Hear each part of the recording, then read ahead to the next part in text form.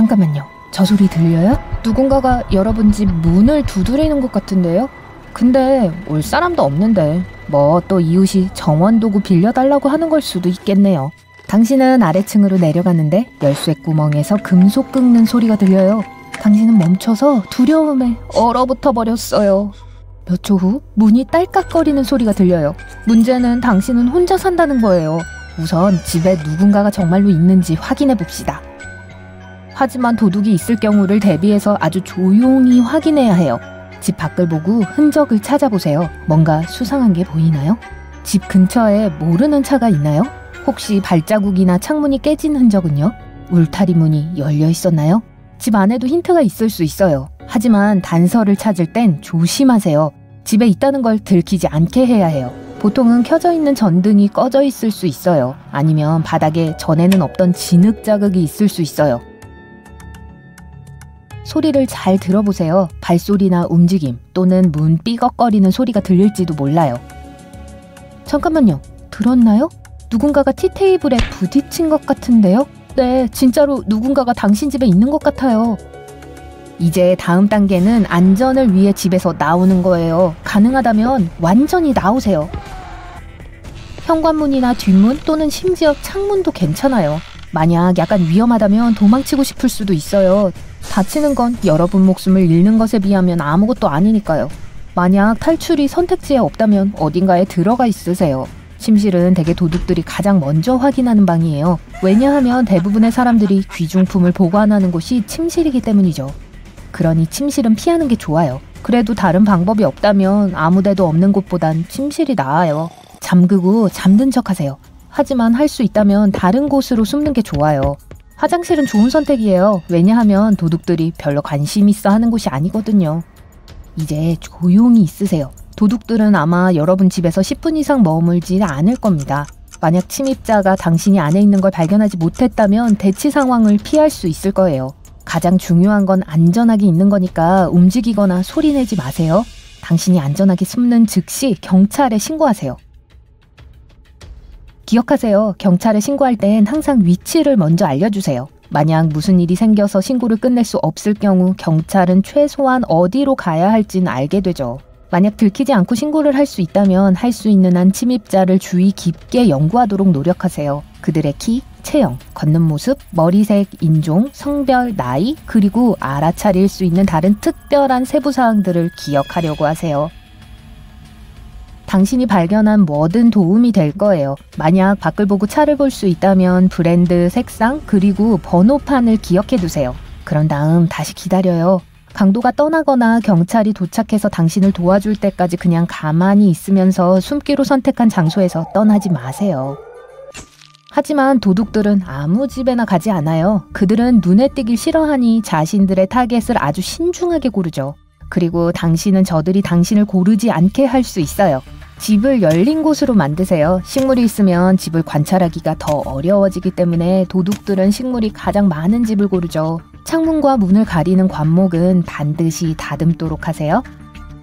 1년 내내 날이 어두워지면 바로 불을 켜세요. 전부 다요. 현관 진입로, 마당, 앞마당과 뒷마당 둘 다 켜세요. 우선 이러면 주변이 더 잘 보일 테니까 도둑들은 되도록이면 피할 거예요. 둘째, 집에 누군가가 있다는 인상을 줍니다. 그리고 도둑들은 침입할 때 누군가가 있길 원하지 않겠죠. 모든 문과 창문을 잠그세요. 사람들은 욕실 창문 닫는 것을 잊어버리는데 도둑들도 그걸 아주 잘 알고 있어요. 절대로 들어올 수 있는 길이 없어야 해요. 열쇠를 잊어버렸을 경우를 대비해서 집에 들어갈 수 있는 비밀스런 방법을 남기지 마세요. 당신이 그 방법을 알면 도둑도 알 거예요. 만약 집에 나무가 너무 가까이 있다면 나뭇가지를 잘라서 그걸 타고 올라와 창문으로 들어오는 걸 불가능하게 만드세요.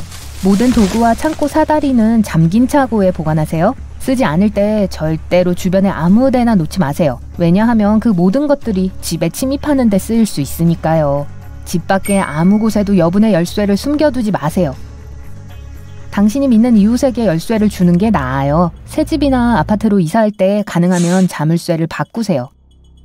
문이 현대적이고 튼튼하게 보이도록 하세요. 부수기 쉬운 오래되고 낡은 문은 도둑들을 끌어들이기 쉬워요. 서류 복사본이나 불필요한 영수증을 그냥 아무렇게나 버리지 마세요. 도둑들은 당신에 대해 더 알기 위해 쓰레기를 확인할 수 있어요. 그러니 문서를 버리기 전에 아주 작은 조각들로 잘게 찢으세요. 신형 플라즈마 TV, 비싼 폰, 노트북이나 금시계 상자를 집 근처에 두지 마세요. 당신이 부유하다는 걸 아무에게도 보이지 말아요. 집 번호가 눈에 띄게 표시되어 있고 쉽게 알 수 있는지 확인하세요. 이렇게 하면 경찰이나 다른 인력이 집을 훨씬 더 빨리 찾을 수 있죠. 보안 카메라가 설치되어 있다고 해도 당신의 집이 도둑들의 목표가 되지 않으리란 보장은 없어요. 카메라는 모든 일이 일어난 후 도둑을 찾을 때 도움은 되지만 막상 일이 일어나는 걸 방지할 수는 없으니까요. 많은 강도 사건들은 사람들이 휴가 떠났을 때 일어나요. 그러니 도둑들이 당신이 오랫동안 집에 없을 거란 걸 알아채지 못하게 해야 해요. 떠날 때 실제로 집에 있는 것처럼 보이게 하세요. 이웃에게 떠난다고 알려주세요. 이웃에게 집을 감시하고 수시로 확인해달라고 요청하세요. 집에 현재 사람이 살고 있는지 확인하기 위해 도둑들은 종종 우편물을 확인해요. 만약 우체통이 꽉 차 있다면 지금 그곳에 아무도 살고 있지 않다는 뜻이죠. 이웃에게 우편물을 가져와 달라고 하고 광고물과 신문을 현관에서 치워달라고 요청하세요. 도둑들은 또 집에 흔적을 남길 수 있어요. 예를 들어 플라스틱 병에서 얇게 잘라낸 가느다란 조각을 출입구에 놔둘 수 있어요. 이런 것들이 하루 이틀 머물게 되면 이것들이 도둑에게 집에 아무도 없다는 걸 알려주게 되죠. 그러니 이웃에게도 이런 것들을 확인해달라고 하세요. 이웃에게 가끔 집 앞에 차를 세워달라고 부탁하세요. 이렇게 하면 손님이 있다는 인상을 줄 거예요. 그래도 며칠 동안 집이 조용하면 현재 살고 있는 사람이 아무도 없다는 게 분명해지죠. 하루에 2~3시간씩 켜지게 조명, 라디오 또는 TV 타이머를 설정할 수 있어요. 만약 오랫동안 떠나 있을 거면 잔디를 자르고 물을 주거나 집 앞에 있는 눈을 삽으로 치울 수 있게 준비해주세요. 휴가를 가 있는 동안 거기서 찍은 사진을 포스팅하지 않는 게 좋아요. 도둑들은 소셜미디어를 감시하면서 조사를 해요. 개인 계정이 있어도 도둑은 기술에 능통한 범죄자들과 협력할 수 있기 때문에 위험해요. 그들은 부자들의 계정에 침입해서 휴가를 언제 떠나는지 알아내서 강도들에게 알려주죠. 하지만 누군가가 당신의 집에 침입하기 전에 그들은 잠시 지켜봅니다. 그들은 당신이 언제 집에 있고 언제 집에 없는지 알고 싶어 하죠. 만약 이상한 전화를 많이 받게 되면 하루 중 몇 시에 외출하는지 확인하는 신호일 수 있어요. 만약 전등 센서가 오작동하기 시작하면 즉시 이상이 없는지 확인하세요. 이게 늘 전기에 문제가 있다는 걸 의미하지는 않아요. 도둑들이 전기선을 끄는 걸 수도 있어요. 문을 조심하세요. 잠금 장치에 흠집이 있거나 열쇠로 문을 열기가 어려워진다면 누군가가 집에 침입하려 했다는 걸 의미할 수 있어요. 잠금 장치를 당장 교체하세요. 침입은 문 두드리는 것부터 시작돼요. 만약 그때 집에 있다면 겁을 줘서 쫓아내는 대답을 하는 법을 배우는 게 중요해요. 집에 혼자가 아닌 척을 항상 하세요. 이렇게 외쳐도 돼요. 누가 문 좀 열어줄래? 아이들에게 절대로 문을 열려고 한다거나 혼자서 문을 열려고 하면 안 된다고 알려주세요. 여러분은 아마 도둑이 어느 집을 목표로 할지 결정할 때 추적부터 시작한다는 걸 들어봤을 거예요.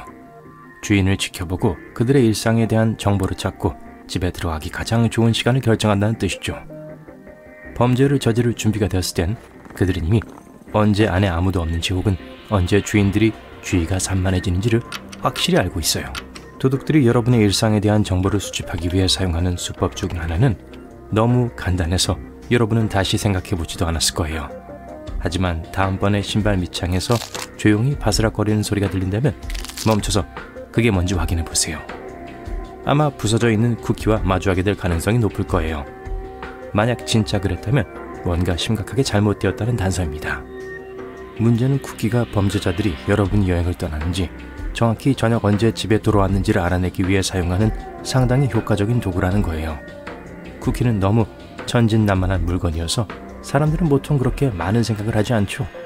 만약 그걸 알아차렸다 해도 여러분은 집에 도착해서 쿠키를 밟아 부수고 자동으로 모든 비밀을 도둑들에게 공개해요.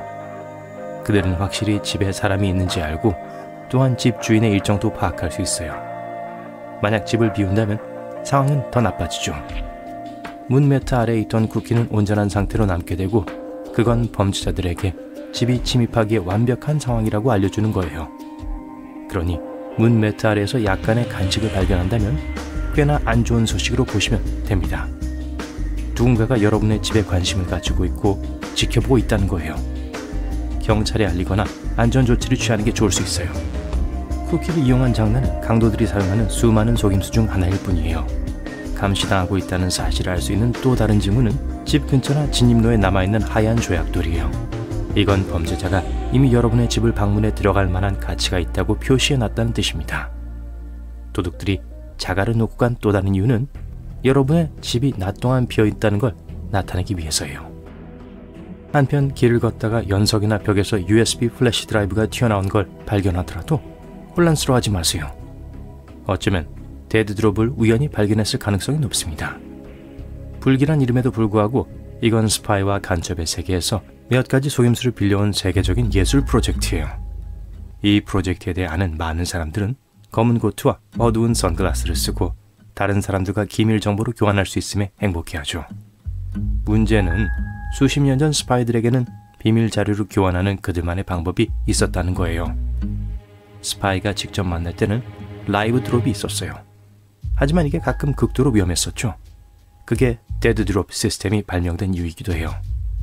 데드 드롭의 경우엔 골목길 벽에 있는 헐거운 벽돌 몇 개에 나중에 주어야 할 중요한 서류를 숨겨놓습니다.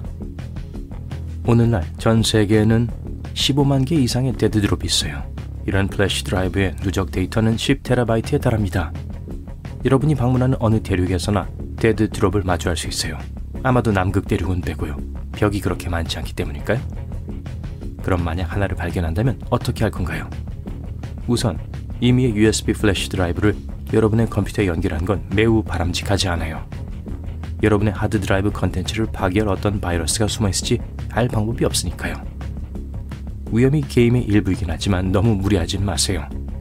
100% 참여하고 싶은 게 맞다면 컴퓨터를 할 수 있는 한, 아니 그 이상 안전하게 보호하세요. 둘째, 플래시 드라이브 안에 어떤 정보가 기다리고 있을지 짐작조차 못할 거예요. 누구나 비디오, 사진 또는 텍스트 파일을 다운로드할 수 있고 이로 인해 이미 몇 가지 문제가 발생했던 적이 있었어요. 말이 나와서 말인데 USB 스틱이 들어있는 소프를 받았나요? 어떤 결정을 내리더라도 플래시 드라이브를 꽂진 마세요. 이러한 사례는 호주에서 점점 더 빈번하게 발생하고 있어요. 경찰은 해커들이 새로운 전략을 발명했다고 사람들에게 경고했어요. 표시되지 않은 메모리 스틱을 변지함에 떨어뜨려 놓죠. 이런 장치에 컴퓨터를 엉망으로 만들 수 있는 악성 프로그램이 들어있는 건 놀랄 일도 아닙니다. 그들은 분명히 인간의 호기심에 의존해요. 그리고 솔직히 그게 먹히기도 하고요. 사람들은 불가사의한 선물의 내용부를 확인하려는 설명할 수 없는 욕망을 이겨낼 수 없어요. 그 결과 우편으로 받은 USB 스틱의 거의 절반이 플러그에 꽂히죠. 그 후 사람들의 노트북과 컴퓨터에 심각한 문제가 생기기 시작해요. 예를 들어 사기성 미디어가 서비스 오퍼를 재생하기 시작합니다. 또는 컴퓨터 바이러스가 PC의 파일과 프로그램에 해를 끼치기도 하죠. 그러니 공짜 플래시 드라이브는 만지지 마세요. 아시겠죠?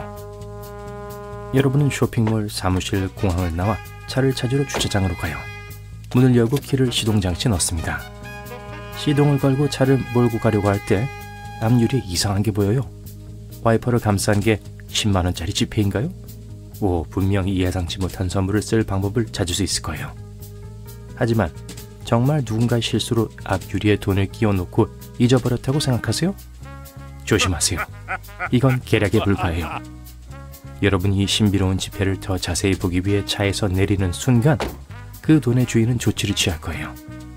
여러분의 차에 올라타서 기록적인 속도로 운전해 가겠죠. 앞유리에 있는 10만원짜리를 살펴보러 갈 때 누구도 시동을 끄고 소지품을 챙겨가지는 않을 거란 걸 인정해야 돼요. 그 결과 1분 이내에 여러분은 자동차, 지갑 그리고 서류들을 잃어버리게 될 거고 주차장에 오도 가도 못하게 될 거예요. 최근 사람들은 셔츠와 같은 천들을 발견하기 시작했습니다. 예를 들어 앞유리에 놓여 있거나 와이퍼에 쌓여 있었죠.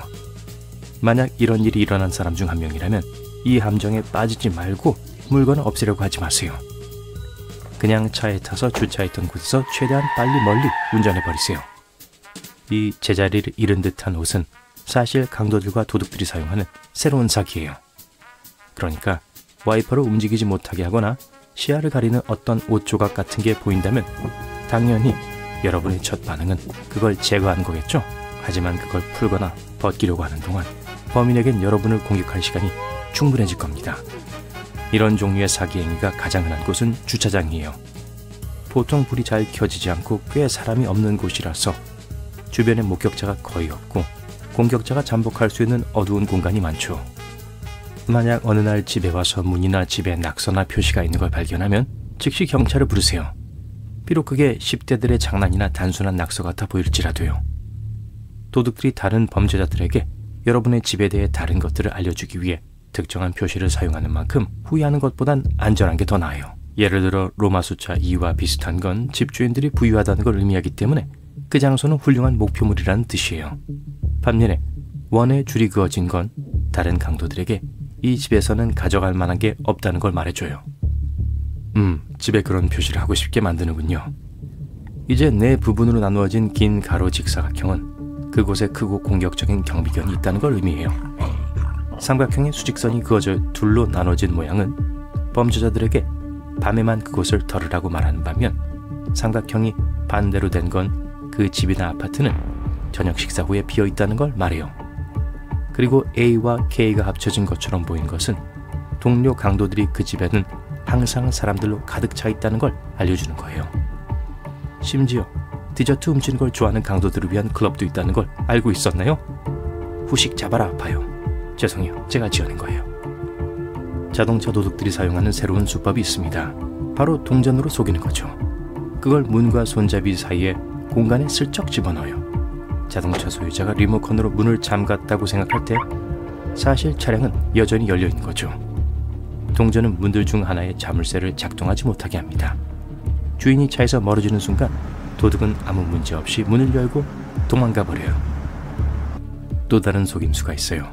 대중들의 모임 큰 파티 또는 심지어 쇼핑몰에서 바쁜 날이 있자마자 자동차 절도범은 스피커를 통해 특정 자동차가, 물론 자기들이 선택한 차가 자신들의 차를 막고 있어서 자기들이 나가지를 못하고 있다고 알립니다. 주인이 차를 옮기러 나오자마자 한 무리의 남자들이 행동을 시작하죠. 도둑들은 아주 확실한 이유로 사람이 차로 열쇠를 갖고 가고 있다고 생각하니까요. 미국에서는 18초마다 빈집털이가 한 건씩 일어납니다. 노련한 도둑은 걸리기 전에 필요한 모든 걸 챙기는데 90초에서 12분이 필요하죠.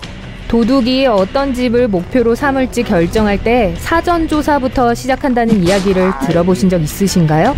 즉, 집주인을 감시하고 주인의 일과에 대한 정보를 알아내서 집에 침입하기 가장 좋은 시간을 결정하는 거예요. 도둑이 일상생활에 대한 정보를 수집하기 위해 사용하는 수법 중 하나는 너무 간단해서 믿지 못하실 수도 있어요.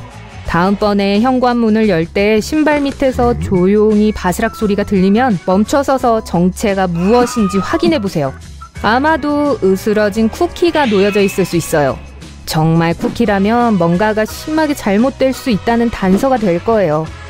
이건 여행을 떠났는지 아니면 정확히 언제 매일 집에 왔는지를 알아내기 위해 도둑들이 사용하는 아주 효과적인 방법입니다. 쿠키는 정말 무해해 보이기 때문에 발견했다고 해도 사람들은 보통 많은 생각을 하지 않아요. 많은 사람들은 아마 매트 밑에 벌레가 깔려 있었을 거라고 생각할 거예요.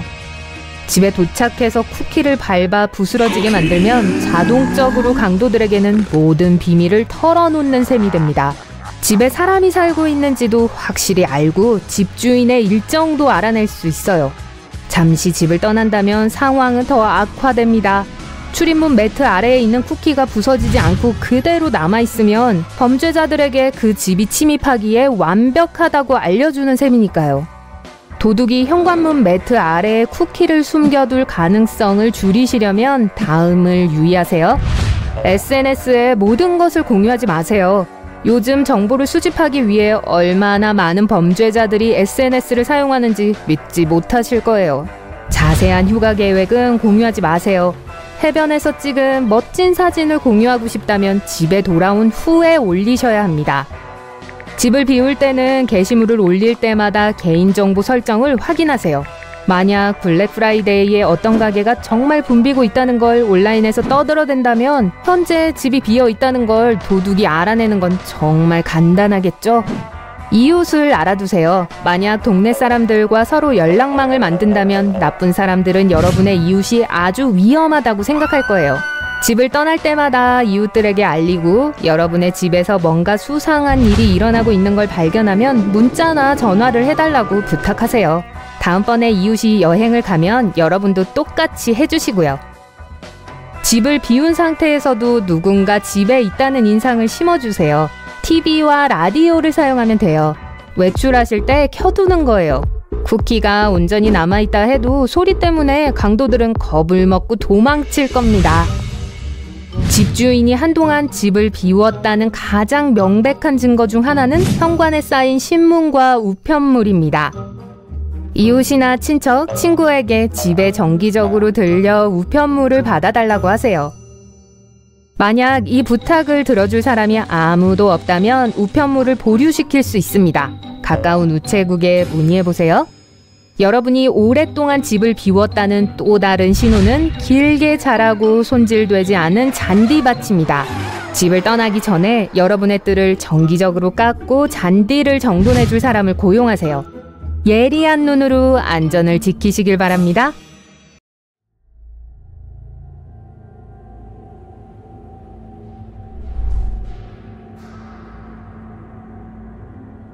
매년 약 250만 건의 강도 사건이 발생합니다. 13초에 한 번꼴이죠. 그리고 도둑이 집을 노릴 때 궁금해하는 한 가지는 바로 여러분입니다. 가진 귀중품, 구입한 물건, 여행지, 일정 등등 모든 걸요. 초인종이 울려서 대답을 했는데 아무도 없었다고요? 이웃 장난꾸러기들을 또 비난하기 전에 한번 생각해보세요. 누군가가 여러분께서 집에 있는지를 확인하는 걸 수도 있어요. 전화를 건 사람이 대답을 하지 않는 이상한 전화도 마찬가지입니다.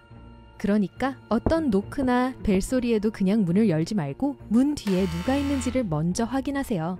만약 전기나 가스회사, 부동산, 시청이나 구청에서 왔다고 한다면 신분증을 달라고 하고 그 회사에 전화해서 확인을 하세요. 카메라 초인종이 있어도 마찬가지예요. 요즘에는 누구나 어떤 유니폼이든 살 수 있습니다. 문 앞에 무해해 보이는 전단지나 광고가 떨어져 있다면 여러분의 집이 목표물이라는 뜻일 수도 있습니다. 만약 다음 날에도 전단지가 계속 있다면 강도들은 집에 아무도 없다고 생각할 수도 있어요. 도둑들은 여러분의 집에 알람 시스템이 있는지, 어떤 문과 창문이 있는지, 개는 있는지, 휴가를 어디로 가고 싶어 하는지 등을 영리한 방법으로 알아낸답니다. 낯선 사람이 여러분에게 이상한 질문을 해서 불편하고 의심스러운 마음이 생긴다면 그 직감을 믿고 너무 많은 정보를 알려주지 마세요. 누군가 여러분의 집과 차를 찍고 있다면 뭔가 잘못될 수 있다는 것도 아셔야 해요. 셀카를 찍거나 통화를 하는 신용을 하며 몰래 사진을 찍으려고 할 수도 있습니다. 만약 이 낯선 사진 작가들을 신뢰할 수 없다면 사진 촬영을 원하지 않으며 이곳은 여러분의 사요지라는 사실을 침착하게 설명하세요. 도둑들은 여러분을 집 밖으로 유인하기 위해 사고를 낼 수도 있습니다. 가짜 기술자가 와서 가스 유출이나 누수가 있다고 주장할 수도 있죠. 몇 분 동안만 집을 비워도 이미 늦었답니다. 숙련된 도둑은 90초 만에 필요한 것을 얻어갈 수 있어요. 이런 식으로 나타나는 낯선 사람의 신원을 항상 확인하도록 하세요. 회사에 전화를 해보시면 됩니다. 문에 스티커가 붙어있거나 페인트가 묻어있다면 조심하세요. 물론 그저 우연히 생긴 골칫거리일 수도 있지만 누군가가 여러분의 집에 표시를 해서 다른 집과 구분해 두려고 한 걸 수도 있어요. 최대한 빨리 제거하도록 하세요. 차나 다른 비싼 물건들을 팔 때 조심하세요. 판매 즉시 게시한 광고를 삭제해야 해요. 많은 도둑들이 전화를 걸어 관심이 있는 척을 하면서 아직 팔리지 않았는지를 물어보거든요. 벌써 팔렸어요 라고 말한다면 이는 여러분이 많은 돈을 받았다는 사실을 알려주는 거죠. 이미 그 돈을 다 써버렸다고 해도 도둑이 침입을 해서 그 사실을 직접 확인해 보려고 할 수도 있습니다. 한밤중에 아래층에서 나는 소음 때문에 잠에서 깹니다. 우선 어떤 소음인지 확인하는 것이 중요해요. 누군가 집에 있는 것 같으면 빠르고 조용히 소음의 근원지를 찾으세요. 쥐가 뭔가를 넘어뜨렸을 수도 있거든요. 그래도 만약 의심이 확신이 되고 부엌에서 누군가를 발견한다면 즉시 탈출구를 찾으세요. 화재 대피 사다리가 있으면 사용하시고 아니면 창문을 타고 나가도 됩니다. 그래도 가만히 있게 될 확률이 높습니다. 전화기를 들고 경찰에 전화를 한 후 주소를 알려주고 떨리는 가슴으로 가능한 한 간단하게 상황을 설명하면 곧 경찰이 집으로 사람을 보낼 겁니다. 길에 들어왔는데 경찰이 집 번호를 찾지 못하네요. 결국 집에 도착했지만 이웃에 있는 다른 집의 집 번호를 따라가서 겨우 찾은 것이었어요. 경찰이 도착했을 때 이미 도둑은 탈출했습니다. 집 번호가 거의 보이지 않았기 때문이에요. 너무 작고 우편함도 거의 눈에 띄지 않습니다. 새롭고 반짝이는 명판을 구입하세요. 숫자가 크고 잘 보이는지 확인해야 해요. 이렇게 하면 손님들이 더 빨리 집을 찾을 수 있을 뿐만 아니라 다음번엔 경찰이 집을 찾느라 헤매지도 않을 거예요. 동시에 우편함의 번호도 잘 보이게 해주세요. 집을 보호하는 또 다른 좋은 방법은 울타리를 설치하는 겁니다. 아직 울타리가 없다면요, 사이로 통과하기 힘들게 만드세요. 체인이나 금속 울타리를 쓰고 강도들이 뽑을 수 없도록 콘크리트 안에 울타리를 설치하세요. 좀 거친 모양새를 꺼리지 않는다면 철조망을 더해도 괜찮습니다. 다음으로 마당에 조명을 설치하세요. 마당이 완전히 어둡다면 원치 않는 방문객들에게 완벽한 표적이 될 테니까요. 켜고 끌 수 있는 조명 몇 개를 외부에 두세요. 마당이 밝으면 밖에 무슨 일이 있는지도 볼 수 있게 해줄 것이고 이웃들도 볼 수 있습니다. 만약 이웃이 누군가를 발견하면 필요할 때 여러분이나 경찰에게 전화할 겁니다. 스포트라이트 카메라를 추가해도 좋아요. 이 카메라는 보통 낮 동안 꺼져 있고 동작 감지기와 함께 작동합니다. 어떤 움직임을 감지하면 밝아지는 조명으로 아주 환해요. 불이 켜지면서 동시에 녹화를 시작하는 걸 살 수도 있습니다. 이런 카메라로 도둑을 겁줄 수도 있고 무슨 일이 생길 경우를 대비해 영상 증거를 남길 수도 있습니다. 또 초인종 카메라도 있어요. 누군가가 초인종을 누를 때 집에 있지 않아도 대답을 할 수 있어요. 핸드폰이 초인종과 연결되어 있기 때문에 어디에 있든 핸드폰으로 전화를 받으면 됩니다.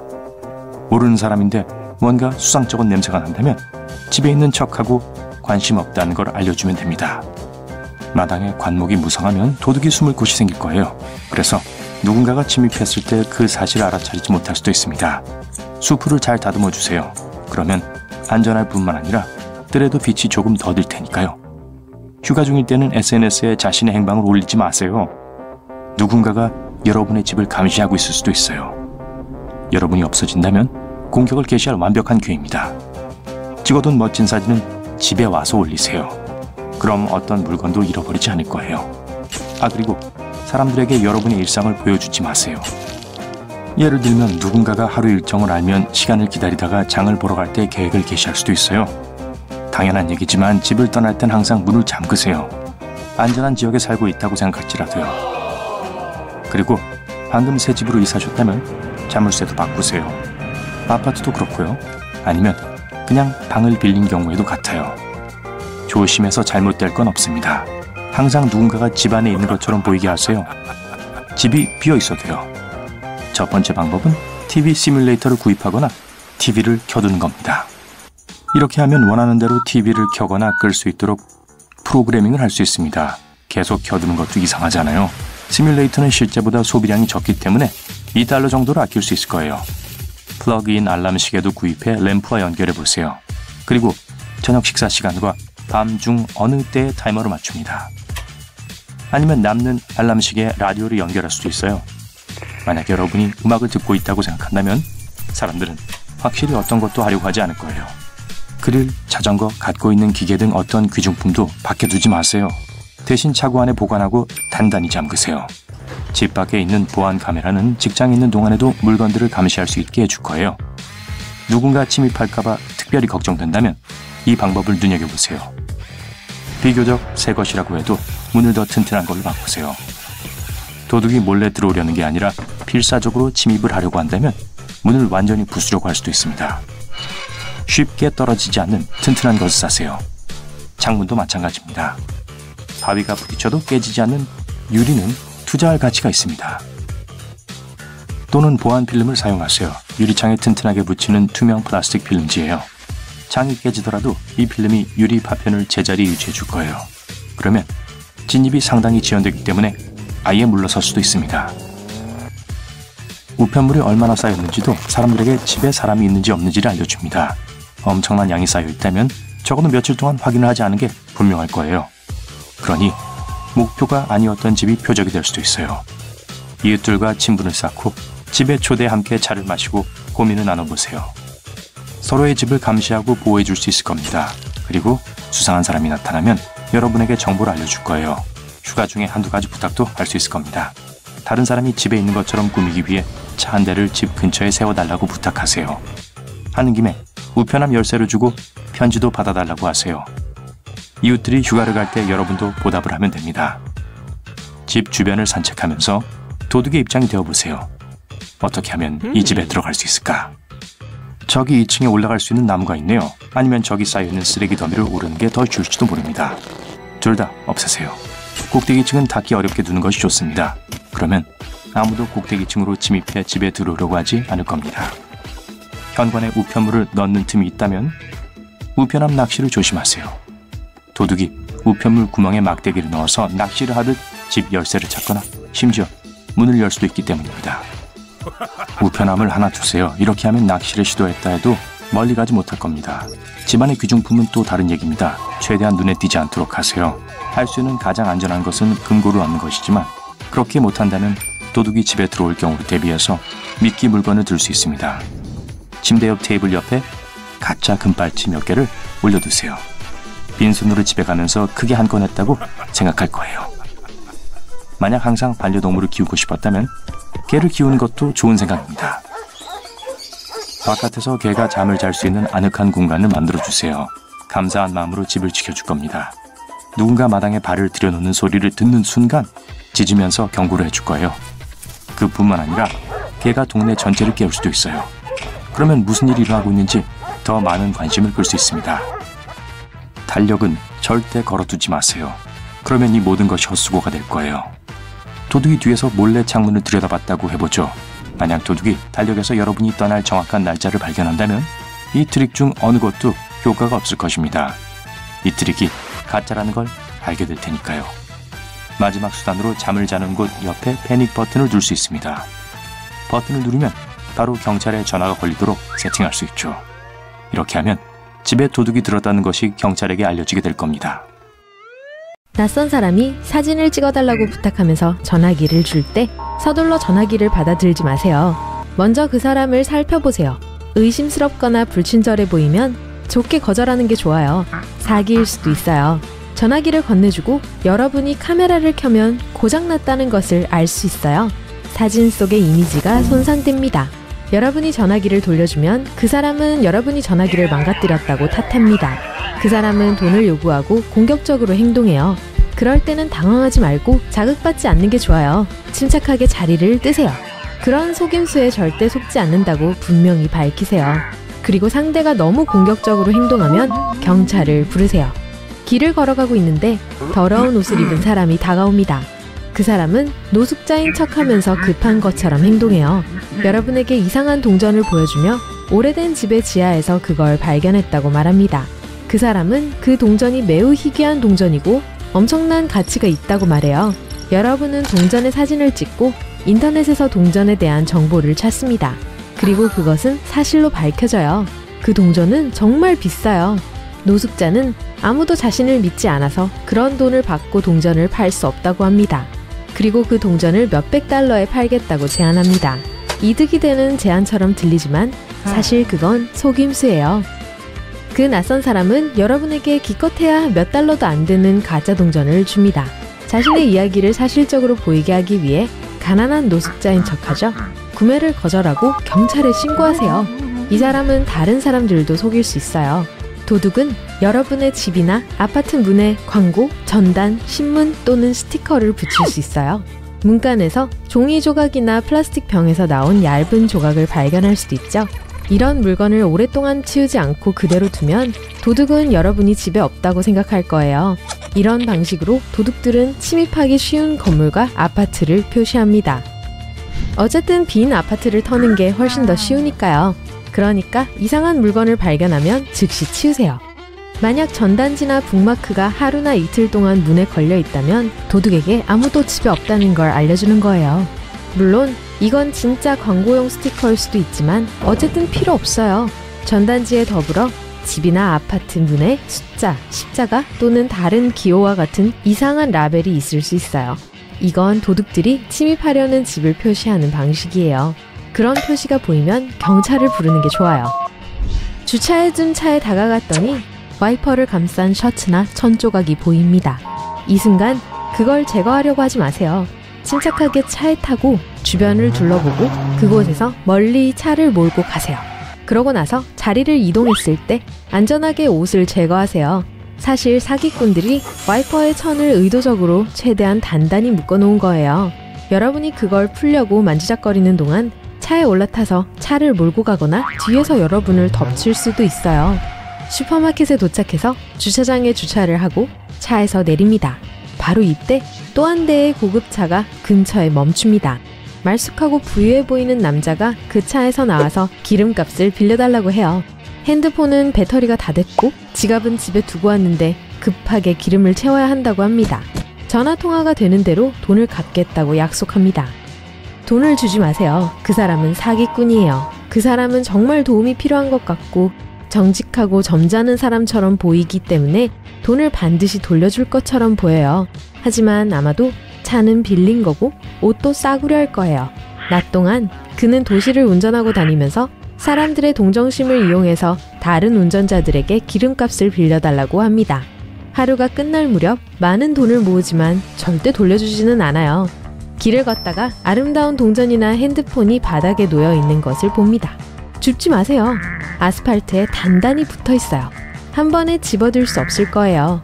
여러분은 땅에서 그 물건을 집으려고 애쓰는 동안 사기꾼이 달려와 여러분의 가방을 낚아채 갑니다. 이런 영리한 속임수는 마치 쥐덫에 든 치즈와 비슷해요. 영화에서 보면 도둑들이 집털이 중에 개와 친해지기 위해 먹이를 주곤 합니다. 때로는 먹이에 수면제를 첨가하기도 하죠. 현실에서는 모든 것이 훨씬 더 불쾌해요. 도둑은 집 털기를 더 쉽게 하기 위해 개를 훔칠 수 있어요. 물론 개가 없어졌다고 해서 무조건 누군가 집을 털려고 한다는 건 아니에요. 하지만 만약 이런 일이 일어난다면 경계심을 늦추지 마세요. 강도들과 도둑들은 소셜 네트워크에서 많은 시간을 보내요. 외국에서 휴가를 보내며 찍은 사진을 서둘러 올리지 마세요. 만일 그렇게 한다면 기본적으로 온 세상에 내가 우리 집에서 얼마나 멀리 떨어져 있는지 봐요 라고 소리치는 것과 같아요. 집에 올 때까지 기다렸다가 그때 사진을 올리세요. 또한 도둑들이 모바일 사기범과 협력한 사례도 있어요. 그들은 몇몇 사람들의 소셜 페이지에 접속해서 언제 휴가를 가는지 알아냈어요. 그러고 나서 그 정보를 진짜 도둑들에게 보고했어요. 퇴근하고 집에 가는데 갑자기 기름이 거의 다 떨어진 걸 알아챕니다. 이상하네요. 최근에 기름을 가득 채웠거든요. 주유소와 자동차 정비소에 가서 차량에서 연료가 새는지 확인합니다. 그러는 동안 도둑들은 여러분의 집을 털고 있을 거예요. 일부러 기름을 빼내서 주유소에 가도록 만든 거예요. 그러면 여러분이 거기 있는 동안 집을 털 시간이 벌게 되죠? 최근에 주유를 한 게 확실한데 연료통이 비었다면 이웃에게 부탁해서 집이나 아파트를 감시해달라고 하세요. 정기적으로 집 청소 서비스를 이용한다면 새로운 청소부가 나타났을 때 경각심을 가져야 해요. 청소부가 교체될 때마다 청소업체는 여러분에게 알려야 합니다. 만약 그렇지 않다면 직접 확인해 보세요. 전화해서 새 청소부에 대한 모든 것을 알아보세요. 만약 새 직원에 대한 정보가 없다면 아마도 도둑이 귀중품이 있는지를 검사하려고 여러분의 아파트에 들어가려고 한 걸 거예요. 경찰을 부르고 청소부가 집 안에 들어오지 못하게 하세요. 또한 도둑들은 대관공, 의사 또는 사회복지사인 척할 수 있어요. 이 사람들을 집에 들이기 전에 필요한 서류를 요구하세요. 그들은 친절하고 사교적일 수 있어요.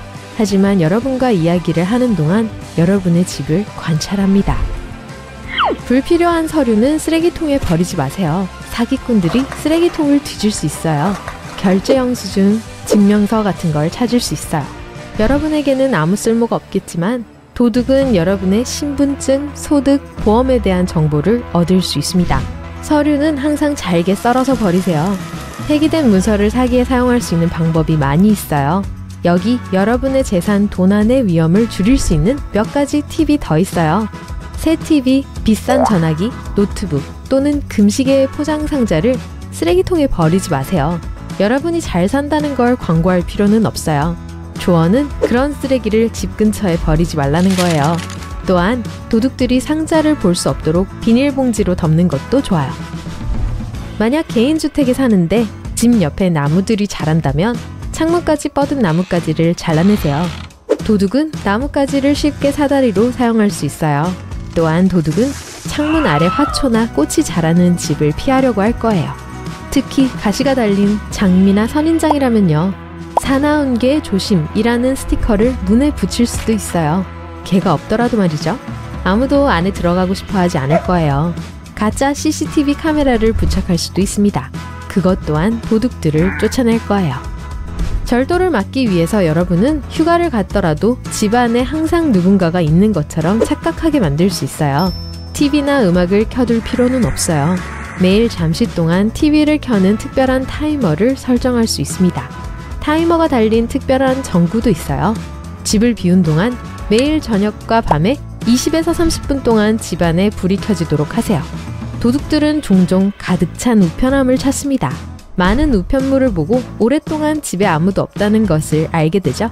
한동안 휴가를 갈 때는 이웃에게 우편물을 맡아달라고 부탁하세요. 아니면 우체국에 가서 집에 돌아올 때까지 우편함으로 우편물을 배달하지 말라고 요청할 수 있어요. 도둑들의 암호를 해독해 봅시다. 문손잡이의 테이프 또는 자동차 본넷 위에 치즈 조각, 기타 많은 것들이 여러분이 사기꾼에게 감시당하고 있다는 신호일 수 있어요. 강도들은 무작위로 집을 골라 강도질을 하는 게 아니에요. 종종 행동을 취하기 전에 집을 감시할 거예요. 집과 그 보안에 대해 더 알고 싶어 하죠. 집, 차고 문, 우체통 또는 창고에 표시를 남겨요.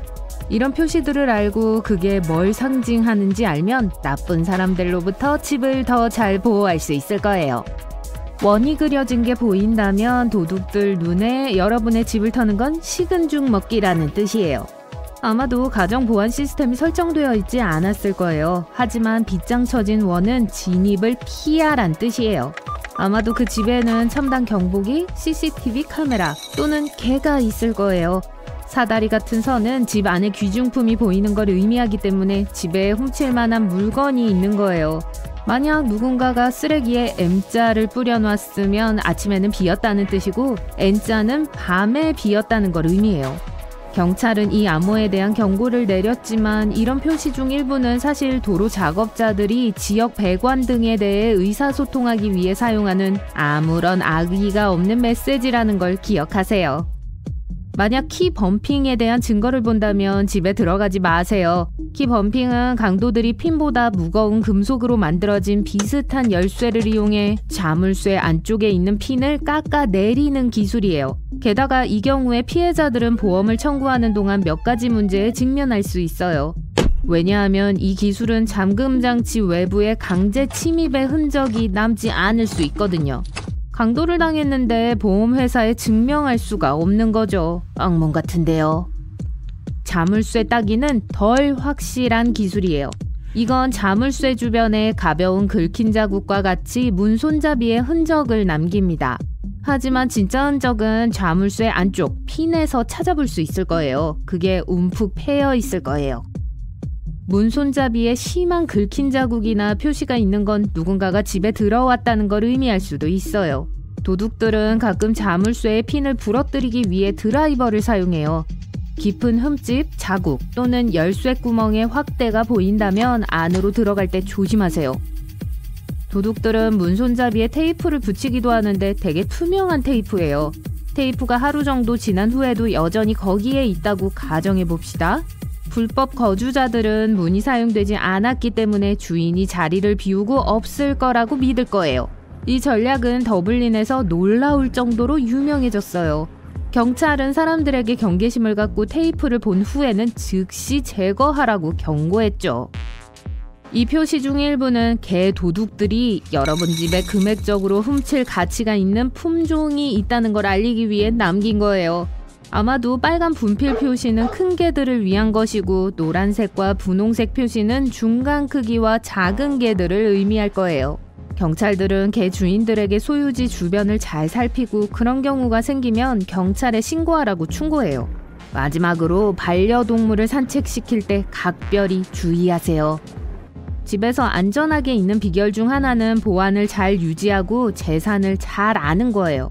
예를 들어 현관문 잠금 장치가 여전히 반응은 하지만 느리게 작동하는 경우 도난 시도의 징후일 수 있어요. 이건 취약점 방법이라는 전술 때문일 수도 있어요. 시간이 지남에 따라 도둑들은 자물쇠를 약하게 만들어요. 아무런 흔적을 남기지 않고 도구나 물체를 사용해 잠금쇠를 악화시켜요. 여러분은 자물쇠가 낡았다고 생각하고 자물쇠 수리공을 부르는 걸 미룰 수도 있지만 그건 큰 실수일 거예요. 비슷한 예로 키가 잠금 내부에서 천천히 돌아갈 수 있어요. 안으로 돌리기 더 힘들다면 이건 보통 침입 시도의 첫 번째 신호입니다. 그래서 이건 아마도 여러분이 고려해야 할 가장 중요한 경고 신호일 거예요. 심지어 보안 자물쇠도 침입에 취약해요. 캐나다 처칠에서는 현지인들이 차 문을 잠그지 않는다는 걸 알고 계셨나요? 도둑들을 초대하기 위한 게 아니라 잠재적인 북극곰의 공격에서 살아남기 위한 거예요. 이 마을에는 세계에서 가장 많은 수의 북극곰이 살고 있어요. 한 주민이 북극곰과 마주쳤고 다른 사람의 차가 근처에 있다고 상상해보세요. 그 차 안으로 재빨리 대피할 수 있겠죠. 지갑 소매치기로부터 피할 수 있는 몇 가지 안전 팁을 배워볼까요? 우선 어깨에 숄더백을 매지 마세요. 네, 알아요. 그 가방이 그러려고 디자인된 거긴 하지만 도둑이 여러분의 가방을 더 쉽게 가져갈 수 있어요. 예를 들어 작은 클러치 타입의 핸드백을 팔 밑에 갖고 다니는 게 더 안전해요. 다른 사람과 쇼핑하는 게 혼자 쇼핑하는 것보다 안전해요. 쇼핑하는 날이든 평소든 필요한 것보다 더 많은 돈을 갖고 다니거나 같은 지갑에 신용카드를 다 넣어 다니지 마세요. 그날 필요한 것만 갖고 다니세요. 여러분은 뭐 잠깐인데 하고 생각하겠지만 쇼핑카트나 카운터에 지갑을 두지 마세요. 그리고 사기꾼 문제도 있죠. 나는 사기를 당하지 않을 거라고 생각하는 게 사기꾼들에게 더 잘 속게 하는 것일 수도 있어요. 사기꾼들은 다양한 배경, 연령, 수입의 모든 사람을 대상으로 해요. 여러분이 예상하지 못하고 있을 때 혀를 찌를 수 있어요. 그들은 새로운 기술, 제품 또는 서비스를 사용해 여러분의 돈이나 개인정보를 얻기 위해 여러분을 낚으려고 해요. 어떻게 하면 사기를 막을 수 있을까요? 우선 의심스러울 정도로 좋다면 사기라는 걸 명심하세요. 둘째로 잘 알려진 회사를 언급하더라도 원격 액세스를 요청하는 전화에 응답하지 마세요. 사기꾼들은 종종 문제를 고치거나 무료 업그레이드를 설치하기 위해 컴퓨터를 켜라고 요청해요. 이건 사실 여러분의 암호와 개인정보를 얻어내는 바이러스예요. 마지막으로 비정상적인 결제 요청에 주의하세요. 사기꾼들은 종종 사전에 설치해둔 직불카드, 기프트카드 또는 아이튠즈 카드와 같은 비정상적인 결제 방법을 사용하도록 요청하는 경우가 많아요. 자동차 도둑과 치즈 한 조각, 무슨 연관이 있죠? 여러분이 차로 걸어갔다가 엔진 뚜껑에 녹은 치즈를 봤다고 상상해보세요. 처음에는 무슨 일종의 장난일 거라고 생각하겠죠? 그래서 치즈를 닦기 시작할 거예요. 자연스럽게도 뜨거운 태양 아래서 오랜 시간이 걸리겠죠. 주위를 잘 살펴보세요. 누군가가 여러분을 멀리서 지켜보고 때를 기다리고 있을지도 몰라요. 도둑은 여러분이 조수석 근처에 치즈를 청소하느라고 바쁠 동안 운전석을 보지 못하고 있을 때 차에 뛰어들어 도망칠 수 있어요. 차에 스페어키가 있을지도 모른다는 사실을 알고 있나요? 일부 차량에는 발렛키가 사용설명서 밑이나 트렁크의 공구 키트에 숨어 있어요. 여러분 차에 스페어키가 있다면 당장 꺼내세요. 만약 그게 어디에 있는지 안다면 도둑도 알 거예요. 게다가 스페어키를 위한 완벽한 은신처가 있을 거라고 생각하지 마세요. 자동차 도둑들은 어딜 봐야 하는지 다 알아요. 예를 들어 어떤 사람들은 스페어키를 범퍼 밑이나 바닥 매트 밑에 숨겨요. 도둑들도 일상적으로 그곳을 확인하고요. 자동차 도둑 이야기가 나와서 말인데요. 지금이 자동차 절도범들의 습관과 전략에 대해 이야기하기 좋은 때인 것 같아요. 그들은 집 앞이나 차도와 같이 넓고 눈에 잘 띄는 장소를 별로 좋아하지 않아요. 아파트 건물 간이 차고 그리고 지하주차장 같이 어둡고 외진 곳이 더 조용하기 때문에 도둑들에게 더 매력적일 거예요. 누가 오면 들을 수 있거든요. VIN이라고도 하는 차량 식별 번호라는 걸 들어본 적 있으세요? 이건 밖에 있는 모든 차의 고유 번호예요. 차창에 차량 식별 번호를 새길 수 있어요. 이렇게 하면 안시장에서 여러분의 자동차 부품의 가치가 떨어져요. 게다가 차창을 바꾸는 건 꽤 많은 비용이 들기 때문에 사기꾼들은 이런 차는 피하려고 해요. 전반적으로 도둑을 끌어들이는 쉬운 대상이 되지 않는 게 좋아요. 그럼 이 모든 것들에 대한 실제 이야기가 있나요? 징그러운 얘기 해드릴까요? 마침 잘 오셨어요. 제가 설명해드릴게요. 봄맞이 대청소 시간이군요. 흥겨운 노래를 흥얼거리면서 집안을 걸어다니다가 희미한 웅웅거리는 소리를 듣습니다. 멈춰서서 귀를 기울여요. 다시 들려요. 부엌의 벽 뒤에서 소리가 나요. 가까이 다가가자 벽에 어제까지만 해도 없었던 갈색 반점이 보여요. 그 지점에 손을 댔더니 정말 끔찍해요. 손가락이 석고판 안으로 쑥 들어가고 화가 난 말벌떼가 웅웅거리면서 구름처럼 구멍에서 나옵니다. 여러분은 필사적으로 도망치고 말벌들은 둥지를 공격한 여러분 뒤를 쫓아가요. 충분히 멀리 도망치자 웅웅거리는 구름은 집으로 돌아갑니다. 이제 여러분의 집이 아니라 말벌들의 집이 된 것 같아요. 영화 속 이야기 같지만 사실 말벌들은 집안에 둥지를 짓습니다. 특히 나무집에요. 말벌은 어둡고 밀폐된 공간을 선호하기 때문에 나무 속 빈 공간, 퇴비상자, 헛간 또는 다락방에 둥지를 만들 수도 있어요. 아마도 가장 나쁜 점은 너무 늦을 때까지 집 안에 있는 말벌떼를 알아채지 못할 가능성이 높다는 거예요. 봄에 여왕 말벌은 새로운 집을 찾아 이동하고 알을 낳습니다.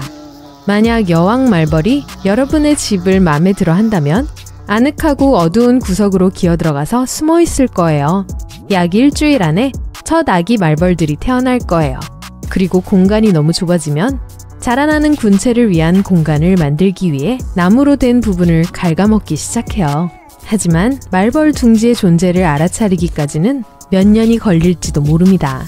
말벌은 페로몬을 남기고 떠나기 때문에 매년 같은 장소로 돌아온다고 해요. 그 서식지는 해마다 성장해요. 말벌은 편안하게 지내면서 나무 판자와 심지어 석고보드까지 씹어먹고 그동안 여러분은 바스락거리는 소리와 윙윙거리는 소리를 들을지도 몰라요. 만약 벽 뒤에서 이상한 소리가 들린다면 오래 기다리지 말고 해충 방제 전문가를 부르세요. 그것은 그 군집이 문제를 일으킬 만큼 이미 충분히 크다는 뜻이에요. 최악의 경우 그때쯤이면 집안이 말벌로 가득 찰지도 몰라요. 말벌이 있다는 가장 명백한 마지막 징후는 벽에 갈색 반점이나 줄무늬가 보일 때입니다. 이것은 말벌들이 이미 여러분에게 매우 가까이 있고 생활공간 안으로 침입하기 일보 직전이라는 뜻이에요. 말벌은 석고보드를 쉽게 갉아먹을 수 있고 여러분은 밤이나 저녁을 먹는 동안 예상치 못한 손님을 만나게 될 수도 있어요. 말벌은 아마도 집에 들끓을 수 있는 해충 중 최악일 거예요. 여러분의 거주지를 파괴할 뿐만 아니라 자신들의 영역을 보호하는데 매우 민감해요. 만약 말벌이 벽 사이의 공간을 벗어나 집으로 침입한다면 즉시 여러분을 침입자로 여기고 공격할 거예요. 너무 무례하죠? 그리고 말벌의 침을 대수롭지 않게 여겨서는 안 돼요. 특히 알레르기가 있다면요. 사람들의 집안에 살 수 있는 수많은 종류의 말벌이 있지만 아마도 가장 악랄한 말벌은 옐로 재킷일 거예요. 뚜렷한 밝은 노란색과 검은 줄무늬의 몸을 가지고 있고 다른 말벌보다 크고 침은 훨씬 더 불쾌해요. 여기에 그들의 타고난 공격성을 더하면 절대 만나고 싶지 않은 날아다니는 곤충이 됩니다. 만약 말벌 습격에 어떤 징후를 발견하거든 직접 조치를 취하지 말고 꼭 전문가를 부르세요. 살충제와 같은 강력한 화학물질을 사용하는 것은 안전하지 않으며 게다가 무엇을 하고 있는지 정확히 모른다면 득보다 실이 될 수 있어요. 집안의 모든 해충을 없애려면 기술과 지식이 필요하고 말벌 한두 마리, 특히 여왕벌이 남게 되면 모든 노력이 허사가 될지도 몰라요. 그러니까 전문가에게 맡기세요. 말벌보다 눈에 잘 뜨이지는 않지만 그에 못지않게 위험하고 집에서 절대 발견하고 싶지 않은 또 하나의 벌레는 목재 해충입니다. 수십 종의 다양한 종이 있고 어떤 종들은 그저 성가신 것에 지나지 않지만 다른 종들은 상당히 파괴적이에요. 목재 해충은 나무에 구멍을 뚫어 먹습니다. 이 벌레들이 알을 낳을 준비가 되면 주위에 많은 목재가 있는 아늑한 장소를 찾아 그곳에서 휴식을 취합니다. 예를 들면 집 마룻바닥 아래요. 부화한 배고픈 유충들은 자상한 엄마가 놓아둔 맛있는 나무를 먹기 시작해요. 거의 24시간 내내 먹을 수 있고 마침내 다 자라서 바깥 세상을 탐험할 준비가 되었을 때가 돼서야 멈춥니다. 그러면 살고 있던 나무 물품에 작은 출구구멍을 남겨요. 위험한 것은 이 벌레들이 말벌과는 반대로 조용하기 때문에 여러분이 아끼는 장식장을 다 갉아먹을 때까지 아무 소리도 듣지 못한다는 거예요. 이 벌레가 집에 있다는 것을 알아차릴 수 있는 첫 번째 징후는 출구구멍입니다. 이미 내부에 손상을 입혔다는 것을 의미하죠. 대부분의 목재 해충 종들은 출구구멍을 제외하고는 여러분의 주거지에 큰 해를 끼치지 않지만 일부는 큰 문제가 될 수 있습니다. 예를 들어 만약 유럽집 목재 해충이 알을 낳기로 결정한다면 오래된 집에 많은 피해를 줄 수 있어요. 비록 이 벌레들이 새 집에 주로 사용되는 나무를 먹는 것을 더 좋아하지만 오래된 집에도 둥지를 틀 수 있어요. 그리고 유럽집 목재 해충이 최대 2cm로 꽤 크다는 점을 감안할 때 출구구멍도 꽤 크고 눈에 띕니다. 오스트레일리아의 퀸즐랜드 소나무 딱정벌레와 같은 다른 벌레들은 종종 더 오래된 집을 갉아먹어서 구조를 완전히 손상시킵니다. 만약 집에 이 벌레가 있다면 가장 좋은 방법은 바로 해충 방제 전문가를 부르는 거예요. 유일하게 좋은 소식은 이 벌레는 인간을 공격하지 않는다는 거예요. 그나마 다행이죠. 이번에 소개할 벌레는 여러분이나 여러분의 집을 먹지는 않지만 여전히 집 안에 있다는 것이 불쾌하고 위험해요. 모두 잘 알고 있는 벌레예요. 바퀴벌레죠? 만약 집에서 한 마리를 봤다면 나쁜 소식이 있어요. 이미 수십 마리, 어쩌면 수백 마리의 해충들이 집에 기어다니고 있을 거예요. 바퀴벌레는 야행성 동물이고 여러분이 야식을 먹으러 나올 때 부엌에서 한두 마리 보게 되는 건 그렇게 나쁘지 않아요. 하지만 대낮에 출몰한다는 건 식민지가 이미 포화 상태여서 일부 구성원들이 절망적이라는 의미예요. 그런 경우에는 빨리 해충 방제 전문가를 부르는 게 좋을 거예요. 바퀴벌레는 많은 음식, 물, 습한 환경에서 살기를 선호해요. 이건 사람들이 사는 낡은 집과 일치해요. 바퀴벌레가 숨고 번성할 수 있는 충분한 공간이 있고 사람들은 해충이 필요로 하는 모든 음식과 물을 제공하죠. 바퀴벌레가 가장 좋아하는 음식은 고기, 전분, 그리고 달콤한 것이지만 쓰레기통이나 찬장을 뒤지는 것도 꺼리지 않아요. 벽이나 가구를 갉아먹지는 않아서 그런 점에서 무해합니다. 하지만 바퀴벌레는 온갖 위험한 세균을 옮기는 것으로 알려져 있어요. 바퀴벌레가 뒤적인 설탕 그릇에 있는 설탕을 차에 넣어 마시면 뭔가 나쁜 병에 걸릴 가능성이 있습니다. 물론 집에 바퀴벌레가 더 많을수록 이 가능성은 더 높아지죠. 바퀴벌레의 침입을 알아채는 건 어렵지 않아요. 제일 먼저 조심해야 될 게 냄새예요. 바퀴벌레는 집에서 기름지고 곰팡이 냄새가 나게 만들고 공기 중으로 악취 물질을 내뿜습니다. 냄새가 강할수록 해충이 더 많기 때문에 바퀴벌레를 한 마리도 못 봤더라도 주저하지 말고 전문가를 부르세요. 집에 바퀴벌레가 있다는 훨씬 더 확실한 징후는 집에서 바퀴벌레가 벗은 허물을 발견하는 거예요. 바퀴벌레는 키틴질 껍질을 가지고 있는데 자라면서 이것을 교체합니다. 그래서 이런 껍질을 발견한다면 적어도 어딘가에 바퀴벌레 가족이 있다는 것을 의미해요. 하지만 이미 전체 식민지가 있을 가능성이 높아요. 마지막으로 살아있는 바퀴벌레를 직접 눈으로 보는 것만큼 확실한 증거는 없습니다. 그렇죠? 만약 다 자란 바퀴벌레를 발견한다면 그나마 반가운 소식이에요. 바퀴벌레는 습관적으로 가장 살기 좋은 장소를 찾아 이동해요. 그래서 밤에 다 자란 바퀴벌레를 발견한다면 아직 가족으로 발달하지 않았을 수도 있어요. 하지만 부엌에 들어가서 하나 이상의 더 작은 바퀴벌레를 발견한다면 운이 나빠요. 그건 그 바퀴벌레의 부모는 물론 형제자매까지 집안 어딘가에 있다는 뜻이에요. 그런데 비록 부엌이 바퀴벌레에게 가장 매력적인 장소이기는 하지만 샤워를 하는 동안 욕실에서 발견할 수도 있어요. 바퀴벌레는 비누를 갉아먹는 걸 좋아하기 때문에 따뜻하고 촉촉한 욕실에 기어 들어가는 건 놀랄 일이 아니에요. 이 모든 게 정말 징그러워요. 좋은 하루 보내세요. 안녕하세요. 자동차를 소유하고 있는 여러분. 여러분께 전할 중요한 메시지가 있습니다. 자동차는 공공장소에서도 항상 우리 곁에 있는 가장 든든한 조수 같은 존재예요. 하지만 가끔씩 예상치 못한 놀라움이 우리를 기다리고 있을 때도 있어요. 4바퀴 달린 친구에게 다가갔는데 와이퍼 아래에서 전단지가 여러분을 조롱하고 있다고 상상해보세요. 아니면 앞유리에 주목하게 만드는 주차 위반 딱지가 붙어 있을 수도 있습니다. 모두 경험해 보셨죠? 여기 여러분을 위한 새로운 팁을 준비했으니 핸들 꽉 잡으세요. 정말 놀라실 거예요. 차에 관련 없는 물건이 보이면 맨손으로 떼어내지 마세요. 궁금하신가요? 아시다시피 경찰은 자동차와 관련된 모든 것을 예의주시하고 있으며 단순히 과속 운전자를 잡거나 교통규칙을 단속하는 데 그치지 않습니다. 경찰의 도움을 받아 최신 트릭을 공개할게요. 버지니아주 알링턴을 예로 들어보겠습니다.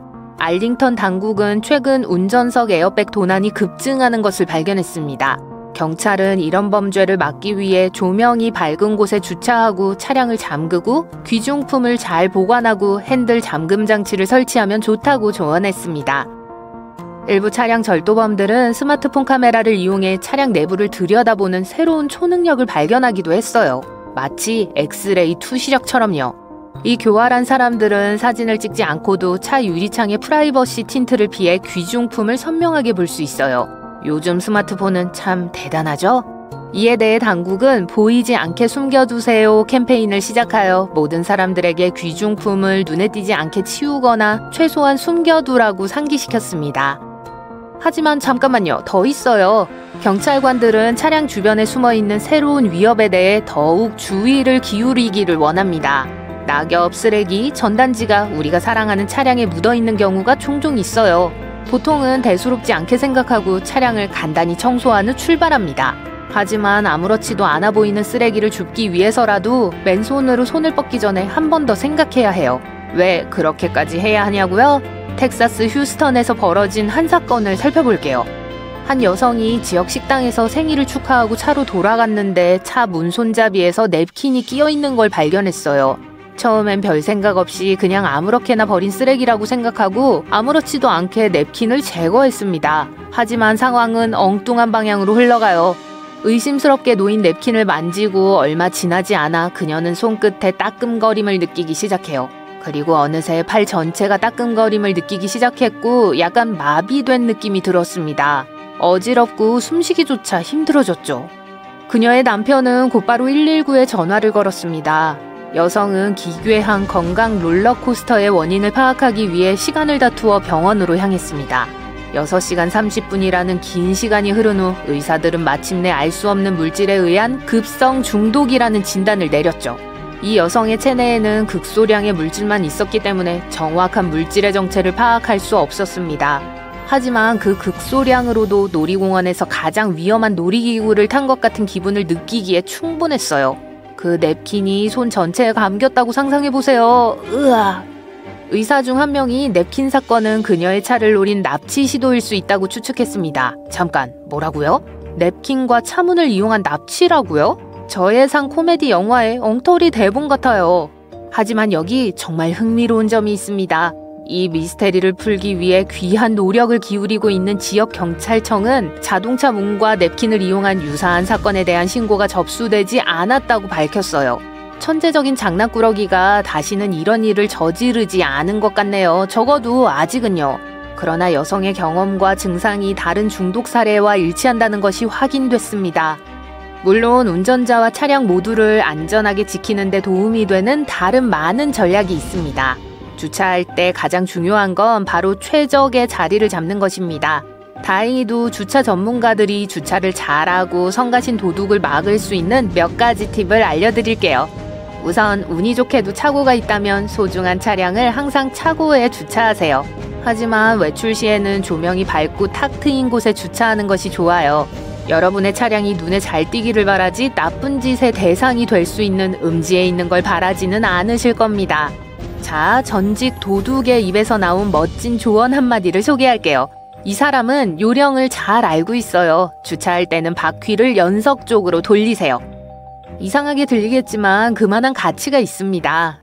이렇게 하면 성가신 침입자의 삶을 더 어렵게 만들 수 있어요. 침입자는 도망치기 위해 운전기술을 발휘해야 하는데 그럴 시간이 없으니까요.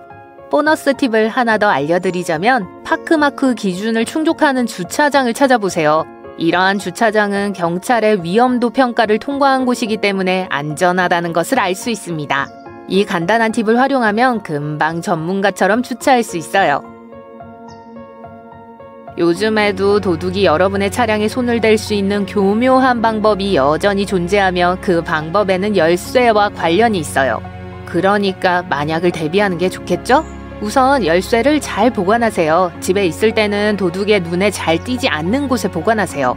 도둑이 문구멍을 통해 막대기와 갈고리로 낚시 게임을 하며 열쇠를 낚아채는 걸 원치 않을 테니까요. 이제 키리스 엔트리에 대해 이야기해 볼게요. 근처에서 키를 흔들면 저절로 잠금이 해제되는 멋진 자동차를 아시죠? 키의 버튼을 눌러야만 차문을 열 수 있다면 그건 키리스 엔트리가 아닙니다. 하지만 걱정하지 마세요. 그것도 다룰 거예요. 바쁘게 할 일을 하면서 하루를 보내고 있는데 갑자기 교활한 도둑이 작은 장치를 들고 나타납니다. 이 교묘한 장치는 자동차 키가 바로 거기에 있다고 속여 상상할 수 없을 정도로 빠르게 잠금을 해제합니다. 심지어 시동을 걸고 여러분의 차량과 함께 석양 속으로 떠날 수도 있어요. 믿기 어렵겠지만 이 성가신 도둑은 자동차 키에서 몇 미터만 떨어져 있으면 신호를 포착할 수 있어요. 즉 자동차 키가 집 안에 안전하게 보관되어 있어도 도둑들은 마법을 부릴 수 있죠. 키리스 엔트리 차량을 요새처럼 안전하게 보호할 수 있는 몇 가지 팁이 있으니까 걱정하지 마세요. 집에 있을 때는 소중한 열쇠 및 여분의 열쇠를 차량에서 멀리 떨어진 곳에 보관하세요. 차폐 파우치나 멋진 디자인의 패러데이 백에 넣어 신호가 새어나가지 않도록 차단하세요. 신호 냄새를 맡는 교활한 도둑으로부터 열쇠를 보호하기 위해 보이지 않는 아늑한 보호막을 씌운다고 생각하시면 됩니다. 또 다른 전문가 팁을 알려드리자면 중고차를 가족으로 입양하기로 한 경우 자동차 키를 약간 개조해보세요. 키를 다시 프로그래밍하면 이전 주인이 남긴 오래된 신호나 몰래 숨겨둔 흔적을 깨끗하게 지울 수 있습니다. 자동차를 항상 안전하게 지키기 위해서는 재미없는 주제도 다뤄야 합니다. 불법 견인 트럭이죠. 이 교활한 도둑들은 길거리에서 바로 여러분의 소중한 자동차를 빼앗아갈 수 있다고 생각해요. 다음은 주차장 해적보다 한 발 앞서 나가는 방법에 대한 몇 가지 팁이에요. 먼저 견인 차량 직원이 조금 수상해 보이는지 잘 살펴보세요. 트럭에 화려한 로고가 없거나 멋진 유니폼을 입는 것을 잊어버린 직원들을요. 뭔가 이상하다고 느껴지면 주저하지 말고 즉시 신고하세요. 무슨 생각을 하시는지 잘 알고 있습니다. 만일 내가 틀렸고 오해한 거면 어떡하지? 선의가 우선이 되어야 하고 오해로 판명되더라도 그 누구도 여러분을 비난해선 안 됩니다. 후회하는 것보다 안전한 게 낫죠?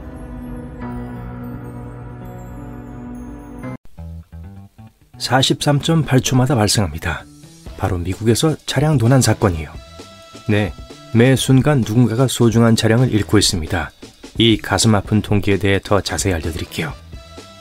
2020년에만 미국에서 80만 건 이상의 차량 도난이 보고되었으며 포드 픽업 트럭이 가장 자주 도난당한 차량으로 선정되어 도둑의 선택상을 수상했습니다. 또한 새해 첫날에 도난이 가장 많이 발생했어요. 우리 모두 자동차를 잘 살펴야 할 것 같아요. 첫 번째, 이동 중에 누군가 차를 훔쳐갈 가능성은 거의 없지만 일단 주차하고 나면 훨씬 쉬워집니다. 따라서 책임감 있게 주차해야 합니다. 때로는 조금 더 거래할 수 있지만 조명이 밝은 곳에 차를 대는 것이 그만한 가치가 있어요.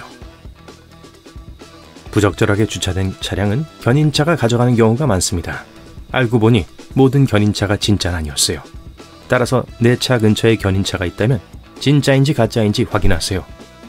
진짜 견인 트럭은 최소한 브랜드가 부착되어 있어야 하며 직원은 유니폼을 입고 있어야 합니다. 이동 중에 차를 훔치는 건 그렇게 쉬운 일이 아니라고 말했죠?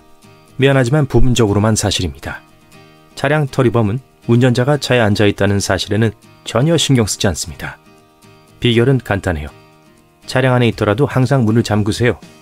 차량 터리범은 종종 차량 소유자를 차량 밖으로 유인하기 위해 교묘한 수법을 사용합니다. 심지어 함정을 설치하여 교통사고를 일으킬 수도 있어요. 따라서 차량이 뒤에서 부딪히더라도 즉시 차에서 뛰어내려 확인하지 마세요. 잠시 기다렸다가 차를 세우세요. 정차하는 장소가 안전한지 주변에 사람이 있는지 확인하세요. 의심스러운 경우에는 경찰에 신고하는 것이 좋습니다. 자동차를 보호하기 위해 약간의 비용을 지출할 용의가 있다면 여기에 몇 가지 정보가 있어요. 원격 차량 시동기를 설치할 수 있습니다. 추운 기후에 살면서 미리 시동을 걸어야 하는 사람들에게만 좋은 게 아니에요.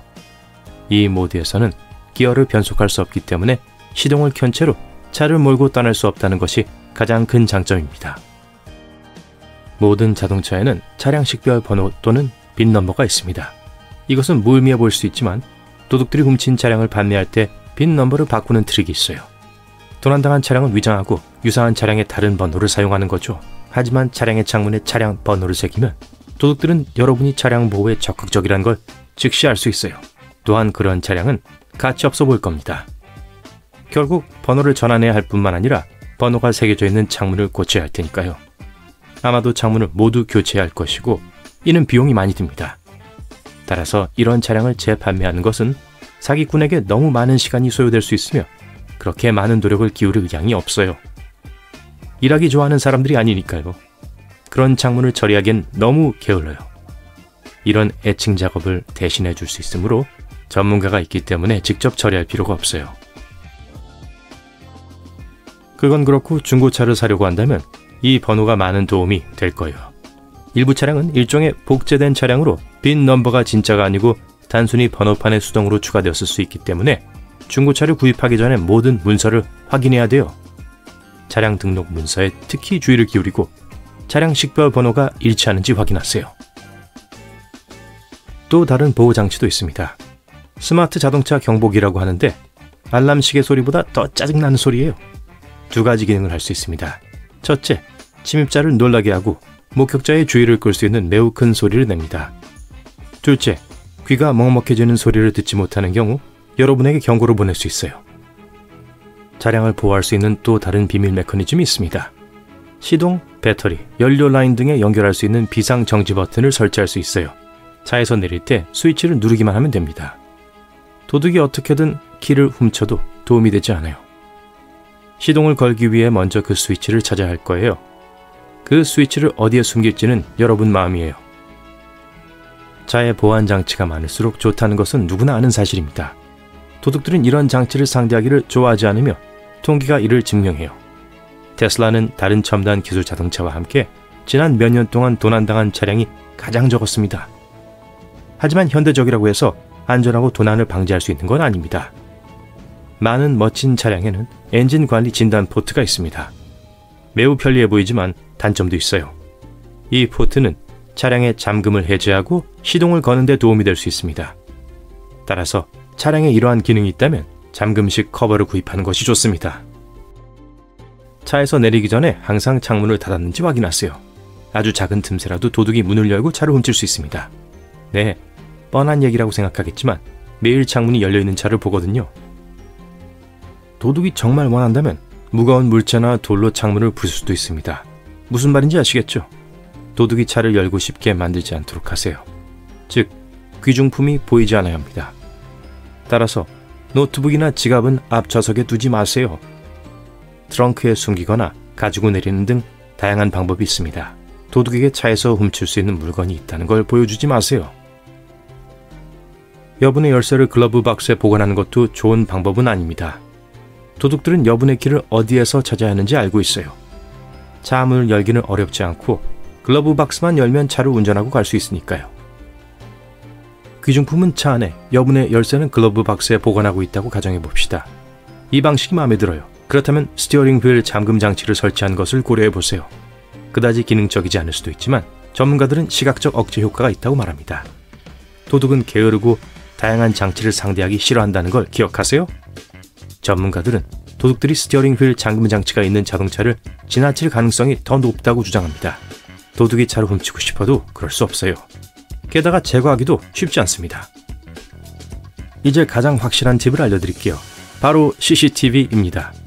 요즘에는 야간 투시 모드, 사람 감지 기능, 매우 높은 해상도 및 말 그대로 필요한 모든 것을 갖춘 다양한 카메라가 있어요.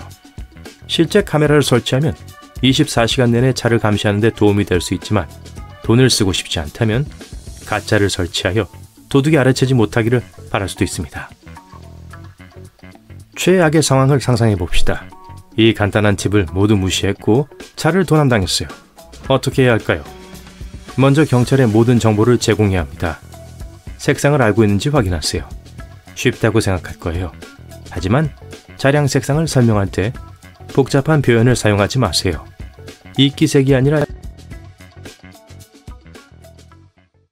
첫 번째 흰머리를 발견했고 그것을 뽑아 기념품으로 간직하고 싶어요. 하지만 만물박사 할머니가 못하게 말리십니다.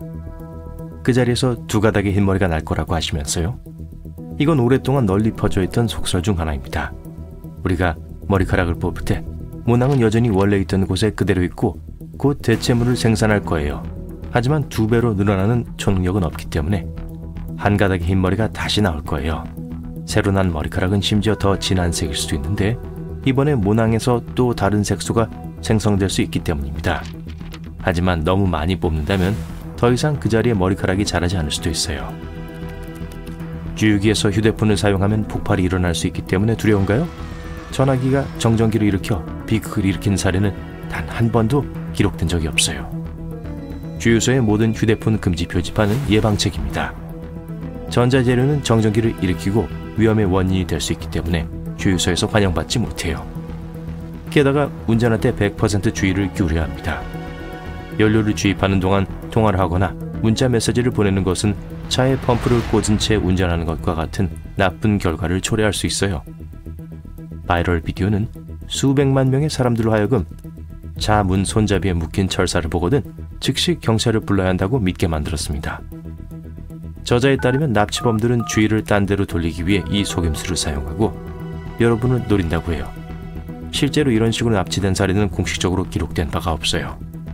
이 도시괴담은 2015년 페이스북 게시물에 나왔는데 이 게시물은 철사 트릭을 언급했고 그것이 나온 직후 사실이 아닌 것으로 밝혀졌어요. 하지만 그 소문은 이어졌고 계속해서 다시 떠오르고 있습니다. 어쨌든 자신을 돌보고 도로에서 안전할 수 있게 해주는 몇 가지 간단한 규칙을 따르는 것은 좋은 일이에요. 호신술을 배우고 밝은 곳에 주차하고 차에 타기 전에 항상 의심스러운 것과 사람들을 둘러보는 건 좋아요. 또한 많은 유사한 신화와 도시괴담은 그저 관심을 끌고 좋아요와 공유를 얻기 위해 만들어진다는 걸 기억하세요. 커피에 흑설탕을 첨가한다면 백설탕보다 더 건강에 좋다고 확신하나요? 별로 좋은 생각은 아니에요. 흑설탕은 약간의 미네랄을 포함하고 있지만 그 양이 너무 적어서 건강에 별로 도움이 되지 않습니다.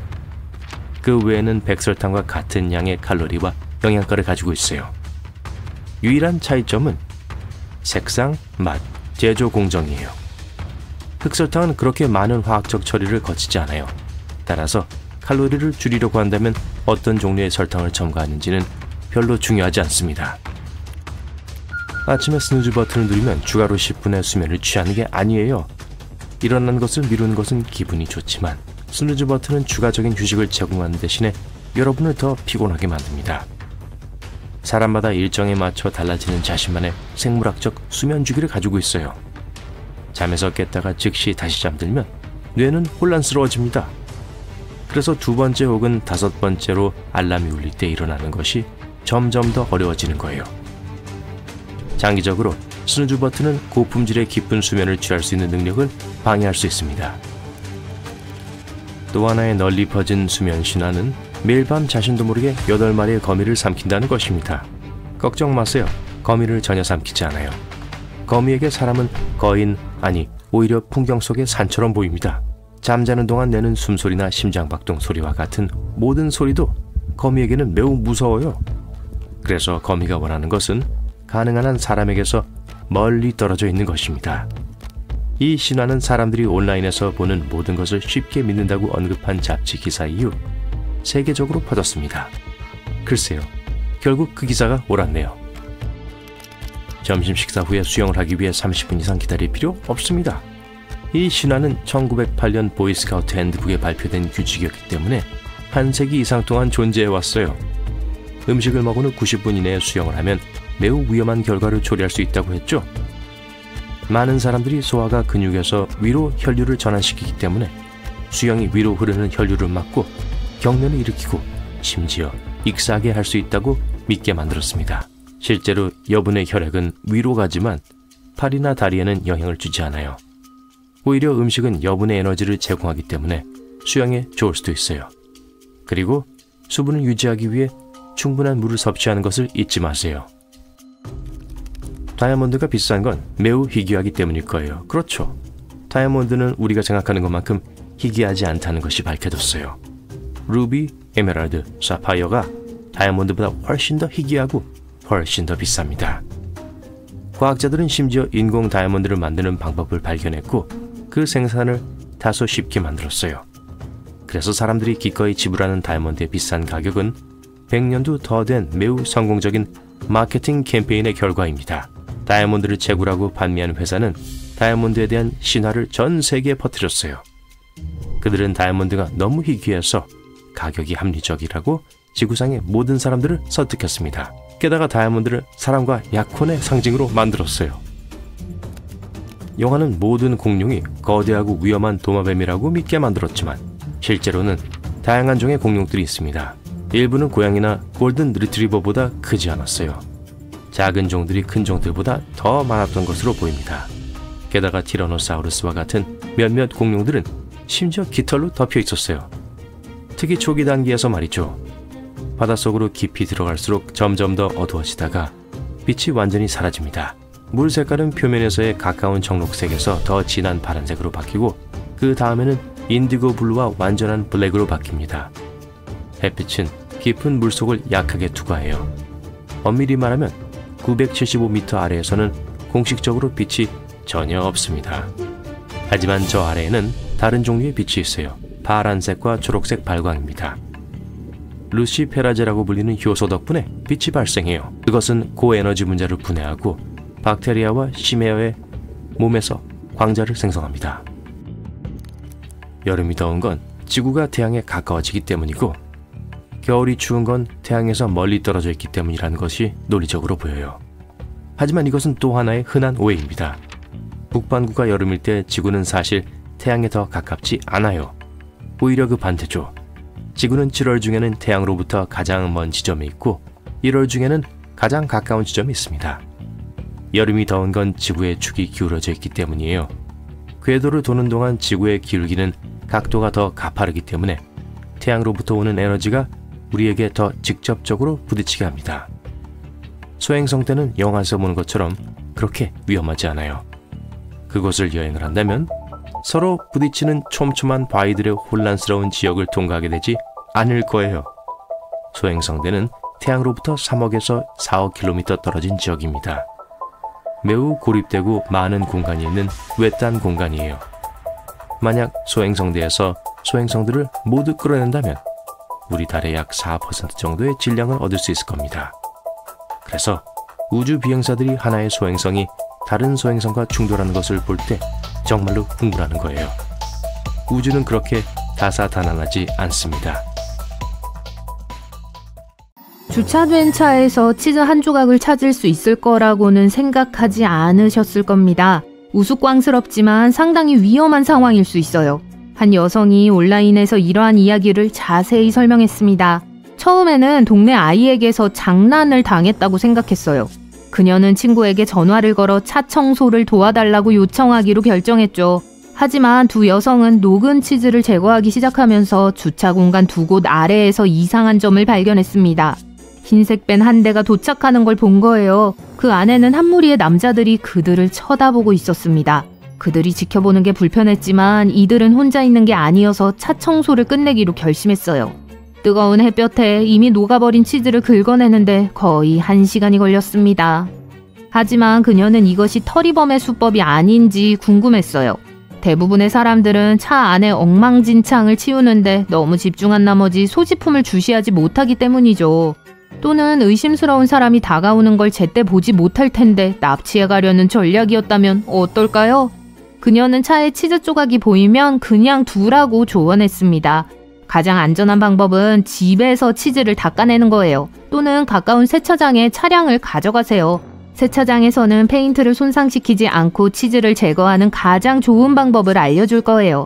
치즈 조각은 단순한 우연일 수 있습니다. 하지만 상상력이 더 뛰어난 사기도 있어요. 앞유리에 옷 조각이 붙어 있거나 와이퍼 블레이드 사이에 끼어 있는 걸 발견했다면 서둘러 제거하지 마세요. 다시 말씀드리지만 차를 빼앗는 동안 주의를 분산시키기 위해 전략적으로 배치할 수 있습니다. 가장 좋은 방법은 가능한 한 빨리 차를 몰고 안전한 장소로 이동하는 거예요. 조명이 밝고 인적이 드문 곳이어야 해요. 그런 다음 차에 놓인 물건을 안전하게 제거할 수 있어요. 어떤 사람들은 심지어 와이퍼 아래에서 돈을 발견하기도 합니다.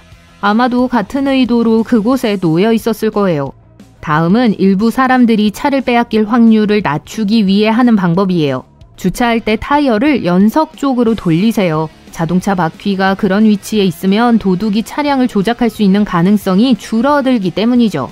이렇게 하면 차를 이동하는데 더 많은 시간과 에너지가 필요할 거예요. 그리고 도난의 초점이 될 가능성이 줄어듭니다. 또 다른 여성은 언젠가 자동차 문 손잡이 밑에서 냅킨을 발견했던 기억이 있습니다.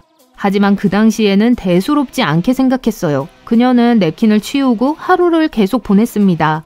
하지만 몇 시간 후 손의 통증과 호흡곤란을 호소하며 병원에 입원했어요.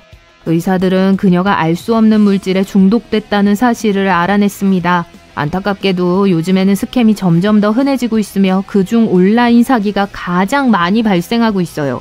예를 들어 낯익은 사람으로부터 이메일을 받으면 피싱 사기의 대상이 될 수 있습니다. 회계사, 직장 동료 또는 자주 구매하는 소매업체일 수도 있어요. 하지만 이메일 주소를 자세히 살펴보면 뭔가 이상하다는 것을 쉽게 알 수 있습니다. 글자 하나만 편집되었거나 철자가 틀린 이름일 수도 있어요. 이러한 유형의 이메일은 사용자에게 다양한 것을 요구할 수 있습니다. 주소나 비밀번호와 같은 개인정보부터 결제 요청에 이르기까지 모든 것을 요구할 수 있어요. 특정 웹사이트를 클릭하면 실제로 컴퓨터를 해킹할 수 있는 쿠폰이나 기프트 카드를 제공하는 경우도 있습니다. 아마도 요즘 가장 흔한 온라인 사기일 텐데요. 당국은 2019년에 11만 4,700명이 넘는 사람들이 이 사기의 피해를 입었다고 주장해요. 이들의 피해액은 약 5,780만 달러로 추산되어 다음으로 가짜 쇼핑 웹사이트가 있습니다. 항상 올바른 웹사이트를 이용하고 있는지 확인하려면 URL을 주의 깊게 확인하세요. 웹사이트에 amag0n.com이라고 적혀 있다면 제대로 된 사이트를 찾지 못한 것이며 사기를 당할 가능성이 높아요. 이러한 웹사이트에서 물건을 구매할 수는 있지만 아무것도 받지 못하거나 최악의 경우 가짜 상품을 받게 될 가능성이 높죠. 폼제킹에 대해 들어보신 적이 있나요? 이는 리테일러가 해킹을 당했을 때 발생합니다. 쇼핑 세션 중에 장바구니에 물건을 추가하면 실제로는 사기성 결제 페이지로 리디렉션 돼요. 그러면 사기범은 사용자의 이름, 주소, 신용카드 정보 등의 결제 정보에 액세스할 수 있습니다. 항상 안전을 위해 민감한 정보를 입력하기 전에 결제 페이지의 URL을 다시 한번 확인하세요. 기술 지원 사기는 훨씬 더 창의적입니다. 컴퓨터가 위험한 바이러스에 감염되어 기기가 손상되거나 기기에 저장된 모든 정보가 파괴될 수 있다는 전화를 받을 수도 있어요. 그런 다음 사기꾼은 지구 반대편에 있더라도 컴퓨터에 액세스할 수 있는 애플리케이션을 다운로드하도록 요청할 수 있습니다. 그리고는 자신의 거짓말을 확인시키기 위해 컴퓨터에 실제 바이러스를 다운로드하죠. 그러면 사람들은 컴퓨터에 실제로 문제가 있다고 생각하게 돼요. 다음이자 마지막 단계는 문제를 해결하기 위해 비용을 청구합니다. 디바이스가 손상된 것으로 의심되면 항상 신뢰할 수 있는 기술지원센터나 판매점에 문의하세요. 이러한 유형의 업체는 절대로 갑자기 연락을 취하지 않습니다. 이 사기는 주로 노년층을 대상으로 사람들의 감정에 호소하는 경향이 있습니다. 그래서 조부모 사기라고도 불리는데 표적이 된 노인은 자신의 손자 또는 가까운 친척이라고 주장하며 고민에 빠진 사람으로부터 전화를 받을 가능성이 높아요.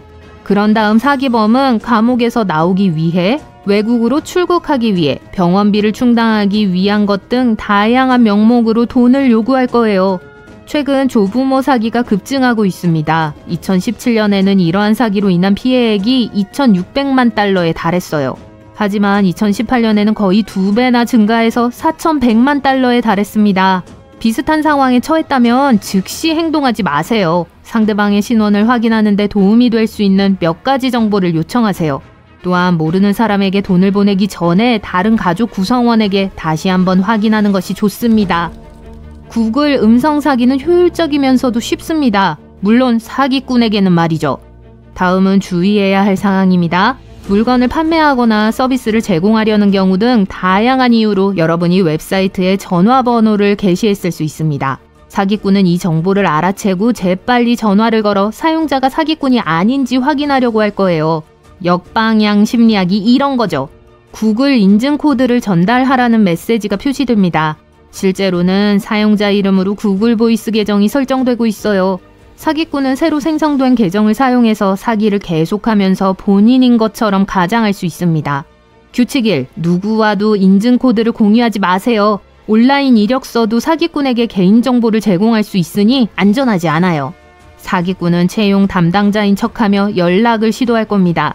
일부는 시간을 내서 면접을 진행하기도 해요. 대부분은 고액 연봉을 제시하는 것처럼 속이기 때문에 여러분이 수락할 가능성이 높습니다. 하지만 문제는 채용 서류를 제공하기 전에 참가비나 향후 홈오피스 설치 비용으로 돈을 요구할 수 있다는 점이에요. 항상 안전을 지키려면 구직 목적으로만 사용할 다른 이메일 주소를 생성하세요. 이렇게 하면 개인 이메일을 공개하지 않고 원치 않는 온라인 사기로부터 안전하게 보호할 수 있습니다. 채용 담당자에게 전화로 들은 정보를 이메일로도 확인해달라고 항상 요청하세요. 잘 아는 회사라면 인사부서에 연락해서 지원자에게 요구되는 사항이 회사 정책에 따른 것인지 확인할 수도 있습니다.